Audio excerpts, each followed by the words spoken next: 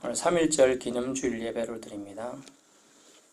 3.1절 하면 오등은 자애야 조선의 독립국인과 자유인임을 선언하노라라는 독립선언서 낭독문이 생각이 납니다. 이제 조선은 독립국이다. 또 조선민은 자유민임을 선언하노라 라는 거죠. 며칠 전 3.1절을 우리는 보냈는데 100주년이 되었어요. 100주년이. 민족 33인의 외침이 독립문과 대한문을 거쳐서 온 전국 조선 팔도에 방방곡곡 곡곡 울려 퍼졌습니다. 대한독립 만세, 대한독립 만세라고요 하며 태극기 깃발이 나부끼게 되었죠. 그때 숨죽여 있던 조선의 가슴 속에 꺼내져 태극기를 가슴팍에서 꺼내서 불길을, 어떤 불길이냐, 우리 대한민국, 그때 당시엔 조선이죠. 조선의 독립이 하나님께서 허락하실 것이다 라는 걸 믿는 기독인들과 또 믿지 않는 사람들도 함께 외쳤던 그런 날이 되겠습니다. 그때 당시에 세계 정세론 윌슨이라는 사람이 민족 자결주의, 단어는 좀 그렇습니다만 한자를 쓰면 스스로자, 스스로 결단한다 이런 뜻이에요. 스스로 결단해서 강해져라는 의미인데, 그런 주의와 일본에서 28 선언이 있었어요. 2월 8일 날요. 그때 그리고 고종 황제, 또 그리고 황제들이 있었고, 그 다음에 황제의 장례식들이 있었고, 이런 일련의 행동들 때문에 분위기가 한껏 고조되어 있었대요. 이때 3.1운동은 비폭력 무저항 정신을 근거해서 조선의 한을 담아 을을 담아 용서섬쳐 터져나왔습니다. 그런 역사적인 날이 100주년이라 올해 많은 행사가 서울에 있었죠. 참 한편으로는 뿌듯하고 자랑스러운 날이었습니다. 또 한편으로는 안타깝고 슬픈 날이었어요. 이를 계기로 일본은 오히려 보복을 하는 사건을 일으켰죠. 1919년 4월 15일 날 화성, 명칭은 화성인데 수원, 우리가 잘 알고 있는 수원 제암리교회, 제암리 마을교회 주민과 신도도 수십 명을 모아놓고 통째로 불에 태워 죽이는 그런 만행을 저질렀던 때도 바로 이때쯤입니다. 저는 저희 자녀들과 함께 제암리 교육에 가봤는데 참 아담하게 하지만 가니까 딱 눈물이 날 정도로 아픔들이 느껴지더라고요. 아무리 혹한 겨울이라도 봄이 이제 오듯 일제의 만행과 탄압 속에서도 자유의 봄은 왔습니다. 봄이 오도록 민족 전개의 불씨를 태우도록 일으킨 도화선 역할을 3.1 운동과 정신은 우리에게 주었습니다. 요즘 시대 애들은 3.1 운동이 뭐냐 하면 모르는 애들이 많더라고요. 우리 청년들도 모르는 사람이 있었고 그런 사람들이 많아요. 제가 서울에서 사역할 때 청년들 사역을 4년 정도 했었는데 제가 송파 지역에 있었습니다. 그런데 아무도 의미를 별 중요시 않게 생각해요. 또 6.25 이렇게 전쟁이 뭐냐 그러니까 전쟁이 뭐예요? 전쟁 세대가 아니까 당연히 모르죠. 하지만 그런 의미를 또 무슨 기념일을 정해놓은 이유가 있습니다. 사실은 우리가 주일을 지키는 이유가 뭡니까? 주일을 그리스도가 부활하신 날을 기점이 주일이기 때문에 주일을 지키는 거죠. 또 예배를 드리는 건 다 기념적인 의미가 있습니다. 엠네시스라는 단어인데요. 기념을 드리는 거예요. 그런 그 기념을 통해 지키는 거고, 다시는 그런 일을 반복하지 말자. 역사의 수레바퀴가 다시 오지 않도록 하자. 그런 의미가 있었습니다. 일본 기독교에서 며칠 전에 또 작년에도 그렇지만은 자신들이 만행으로 고통당한 한국인과 유족들에게 사과하기 위해서 방문을 제암리교회, 즉 제암교회에 방문을 했다고 합니다. 그래서 90도로 인사하는 사죄하는 장면이 또 사진에 찍혀 있더라고요. 신문에도 있고 인터넷에도 올라와 있습니다. 하지만 정치계는 절대로 사과하지 않죠. 그럼 우리는 어떻게 해야 되죠? 힘을 길러야 돼요. 힘을 기르면 절대로 이런 일이 안 생깁니다. 힘을 길러야 되죠.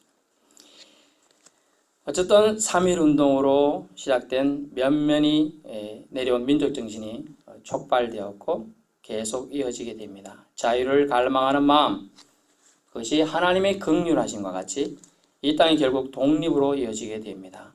일제시대 고 주기철 목사님은 신사참배 거부와 우상의 단호한 신념으로 교회를 이끌고 계셨습니다. 그래서 자신은 타협할 수 않겠다 하고 옥고를 치르게 되죠. 그리고 나니까 교회가 비어 있으니까 교회를 문 닫아버리는 그런 행동을 하죠. 교회에 대한 탄압과 예배를 방해하는 세력들은 예나 지금이나 있습니다. 하지만 지금은요, 우리 자유대한민국에서는 특별한 상황이 아닌 이상은 예배를 드리는데 마음껏 드릴 수 있어요. 방해하지 않습니다. 얼마나 그것만 해도 감사한지 모르겠습니다. 만약 우리가 예배 드리는데 저 바깥에서 시위하고 있고 깽가리 치면서 그러면 얼마나 마음이 상할지 몰라요. 예배 직전인데 저 바로 밑에 절터가 있어요. 절터서 톱으로 뭘 해하고 잘라요. 제가 가서 따질래까 하다가 끝나겠지 싶어서 가만히 있었는데 방해가 되면 안 되죠. 예배 방해가. 옛날에는 공경에 일본 수사대 들어와가지고 3.1절 때 그 전에 이거 지키고 서 있었어요. 무슨 말 하는가 다 듣고 있고 기록하고 있고 총, 칼 딱 들고 와가지고 니폰도 일본 칼 딱 차고 딱 지키고 있는 거예요. 스스리 풀에서. 그래 어떻게 마음껏 예배를 드릴 수가 있겠습니까? 그런 안타까운 시절이 있었습니다. 그런데 우리 하나님께서 은혜로 하나님의 은혜, 오직 은혜인 줄 믿습니다.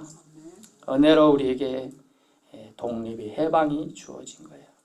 그래서 이 3.1절은 중요한 절기입니다.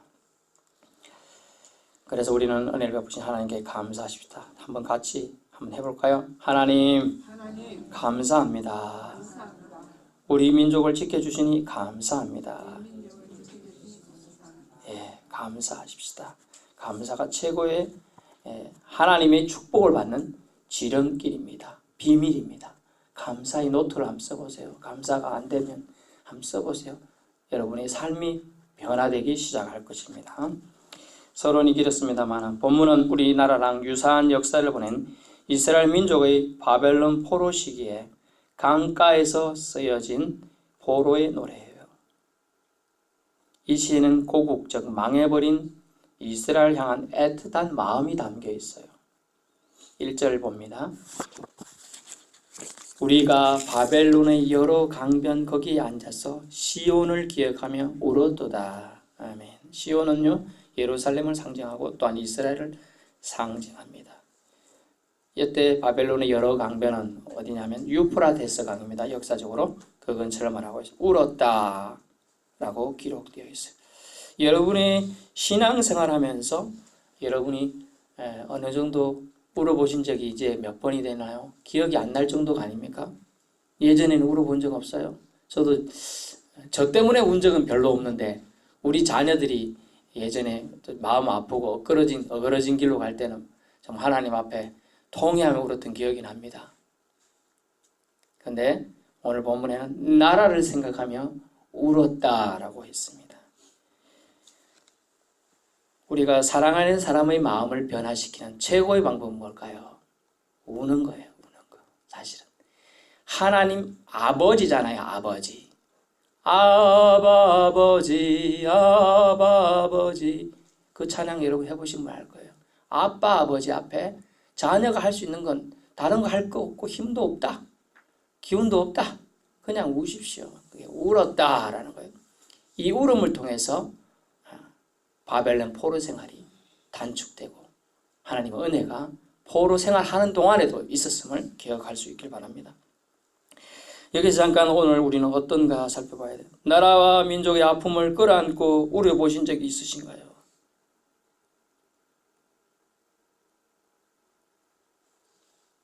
몇 년 전 제가 존경하던 한 목사님이 돌아가셨습니다. 제가 그때 신대원을 다닐 때는 한 10년이 좀 넘었네요. 그때 돌아가셔서 너무나 슬프게 울었던 기억이 나는데 나라와 민족을 끌어안고 그분은 복음의 세계화를 또 우리나라 전국 방방곳곳에 복음이 들어가기 위해서 기도를 심었던 분이고 청년들을 양육하셨던 분이었죠. 나라와 민족의 아픔을 끌어안고 울어보신 적이 있는가 생각해 보아야 합니다. 여러분 존경하시는 여러분이 사람들 많이 있겠지만 고 옥하는 목사님께서는 이제 여러분 기도할 때입니다. 다가올 시대에 믿음 잃지 않는 세대를 위해서 여러분의 후손들을 위해서 기도할 때입니다. 나라를 위해서 기도할 때입니다. 라고 서울에 상암동 집회할 때 그 월드컵 경기장에서 했을 때 이렇게 했어요. 그리고 몇 년 뒤에 바로 돌아가셨죠. 믿음이 빛 좋은 개살구로 흘러가고 있는 것을 옥하는 목사님께서는 아시고 통회하며 그 수많은 군중들 앞에서 예배드리는 기독 신자들 앞에서 우셨어요. 그 공적인 예배 자리에서. 여러분, 울 수 있어야 돼. 우는 건 부끄러운 게 아니에요. 나라와 민족의 아픔을 끌어안고 우실 수 있는 믿음까지 이루실 수 있기를 축원합니다. 오후문에 남일처럼 다른 사람처럼 무관한 것처럼 생각될 수도 있습니다. 우리에겐 전혀 상관없는 이스라엘의 이 노래가 이 시편이 뭐 상관이 있겠는가 생각할 수 있겠습니다만 나는 나 국가는 국가 완전 별개라고 생각할 수 있겠죠.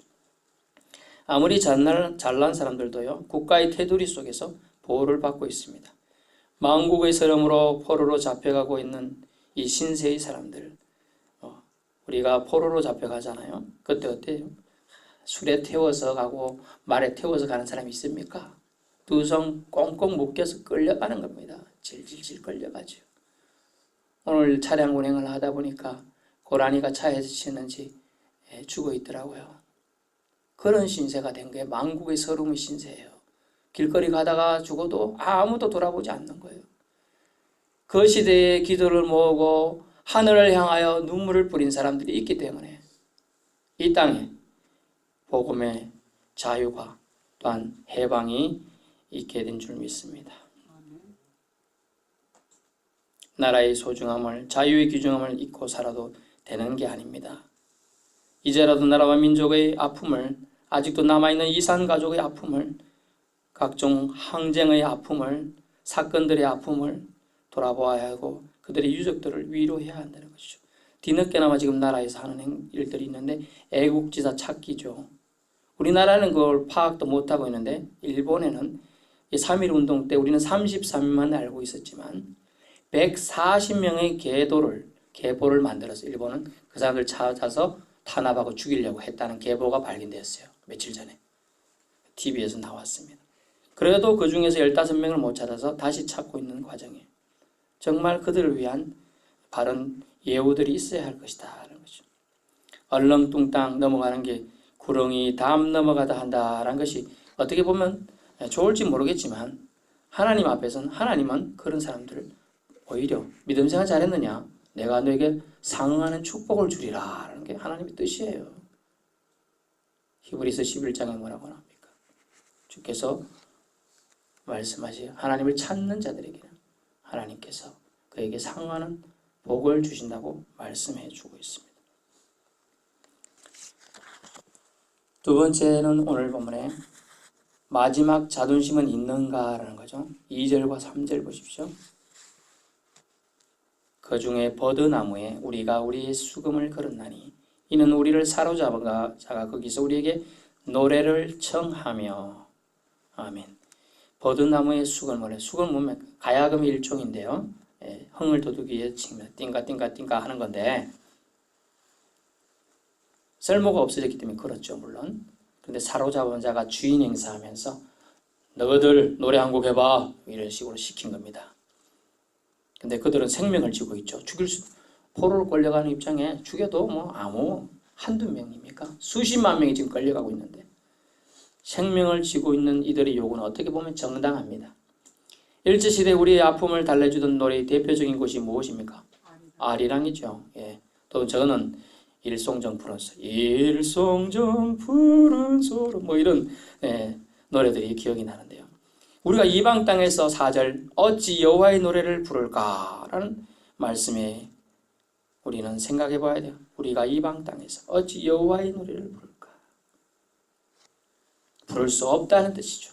하나님의 백성으로 지금 범죄하여 끌려가면서 마지막 자존심을 그들은 지키려고 합니다. 비록 나라를 잃은 초라한 전쟁의 패에서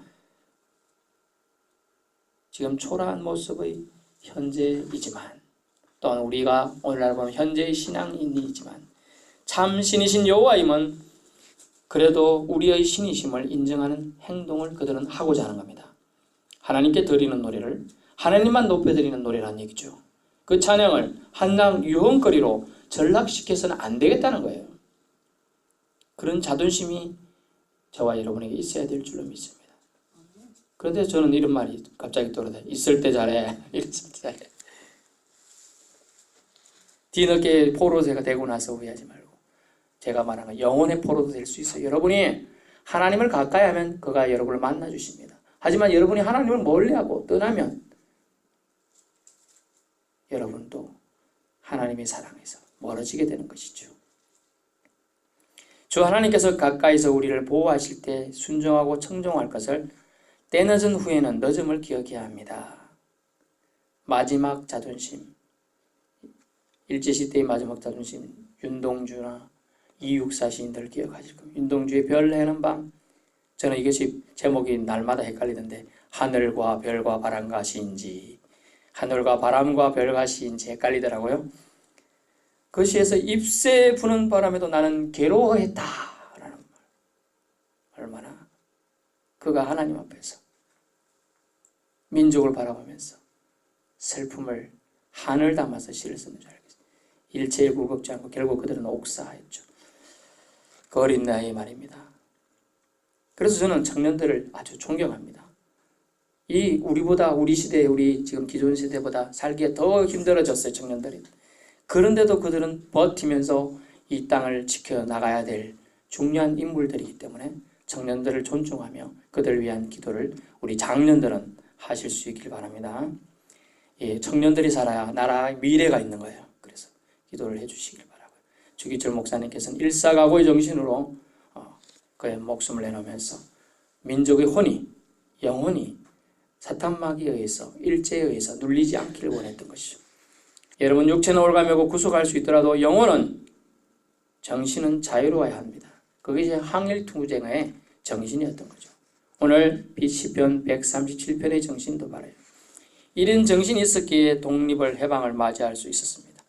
3.1 정신이 이러할진데 기독인들의 자존심은 어때야 합니까? 세상의 영향력을 끼칠 때, 일제시대, 6.25 때, 해방 전후에 70년대, 80년대에 어땠습니까?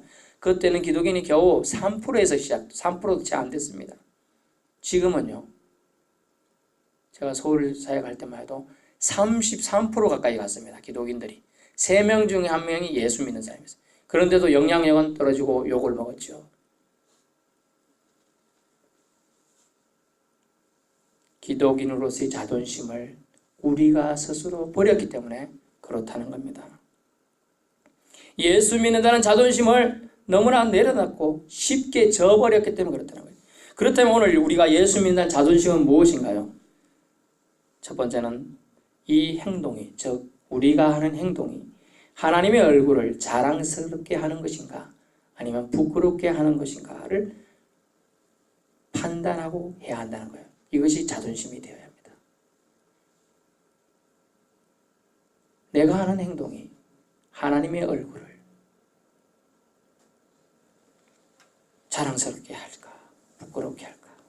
두 번째는요, 예수가 나의 구원자임을 인정함을 통해 일어나는 감사가 삶 속에 있는가예요. 있는가. 솔리 데오 글로리아, 오직 하나님께 영광을, 이런 말이 있어요. 나의 하는 이 행동이 하나님께 영광이 됩니까? 그렇다면 여러분, 그렇지 않더라도 감사했던 다니엘의 세 친구를 기억하시길 바랍니다. 그들은 풀무불 속에 던져지는 고난이 그들 속에 있었고 실제로 당했습니다. 하지만 그리 아니하실지라도 나는 여호와를 배반하지 않겠다는 그들의 믿음이 그들을 구원한 줄 믿습니다. 여러분, 신앙인의 자존심을 지킬 때예요. 약간의 이익 때문에 절대로 타협하지 마십시오. 저도 타협할 때가 있어서 부끄럽습니다. 하지만 여러분은 하나님의 귀한 자녀인 줄 믿습니다. 귀한 하나님이 택하신 백성인 줄 믿습니다. 왕같은 제사장으로 여러분들 다 부르셨어요. 결론입니다.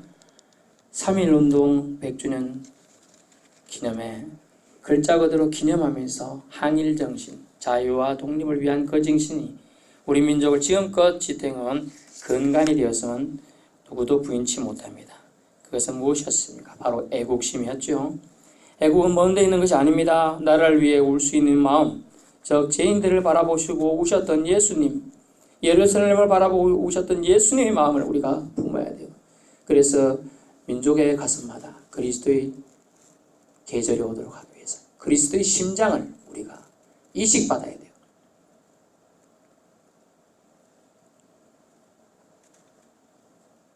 나라를 위해 울 수 있는 마음, 저와 여러분에게 있습니까? 서로 자문해 볼 수 있길 바랍니다. 그래서 우리는 기도를 모아야 합니다. 기도의 손을 모아야 합니다. 우리가 작년에만 생각해도요, 재작년만 생각해도 어땠죠? 북한이 핵으로 위협할 때마다 전쟁이 날까 위험하고 기도를 모았어요. 지금 분위기가 좋아서 남북한 통일까지 가는 거 아니니까 이랬는데 좀 느슨해졌더니 저도 한두 달 기도를 제대로 안 했거든요. 느슨해졌더니 갑자기 북한이 틀었죠. 물론 국가 간의 계약이긴 하지만 기도를 해야 한다는 걸 알 수가 있습니다. 우리 때의 통일을 보아야 되지 않겠습니까? 평화적이고 자주적인 통일을 보기 위해서 여러분, 우리에게 남은 것은 기도의 빛이에요. 사랑의 빛을 우리는 많이 지고 있는데 누군가의 기도로 누군가 기도하네, 누군가의 기도로 우리가 지금 신앙인이 되었고 누군가의 기도로 우리가 하나님의 자녀가 된 거예요. 그렇다면 그것을 기도로 나라를 위해서 또 먼저 믿은 우리가 믿지 않는 자들을 위해서 기도해야 한다는 것입니다. 평화의 시기일수록 기도는 더욱 빛을 발해야 합니다. 애국은 자존심 있는 행동에 있습니다. 한국 사람이라는 게 자랑스러워야지 부끄러워서 심지어 외국 나간 사람이 저 일본 사람입니다, 중국 사람입니다 라고 거짓말한다면 어떻겠습니까? 한국을 떠나고 싶은 사람들이 많아진다면 이 어찌 자존심 있는 나라 백성이나 할 수 있겠습니까? 하나님의 사람이라는 자존심이 있어야 하는 것이죠. 내가 다른 백그라운드는 없더라도 하나님의 백그라운드는 있다는 그 자존심, 만국의 땅에서 다니엘을 살게 하고 느헤미야를 살게 하고 수많은 믿음의 사람들을 살게 하고 남은 자로서 살게 한다는 것이죠. 하나님의 사람이란 자존심이 있는 사람, 그런 사람이 바로 애국자가 됩니다. 나라를 위해 기도하지 않을 수 없기 때문이죠. 엘리야를 생각해 보세요. 참 밉지만 북이스라엘 왕을 위해서, 또 예후를 위해서 비 내려달라고 기도도 하고요. 또 비가 많이 내리면 내려가다가 수레가 곤두박질 쳐서 죽을지도 모르니까 먼저 달려갑니다. 수레보다 달려가서 길을 터주는 거예요. 애국심은 행동이 반드시 요구됩니다. 여러분은 무엇으로 애국하시렵니까? 무엇으로 한국 사람으로 자존심 지키시렵니까? 더 나아가 하나님의 백성으로 자존심을 지켜내시렵니까?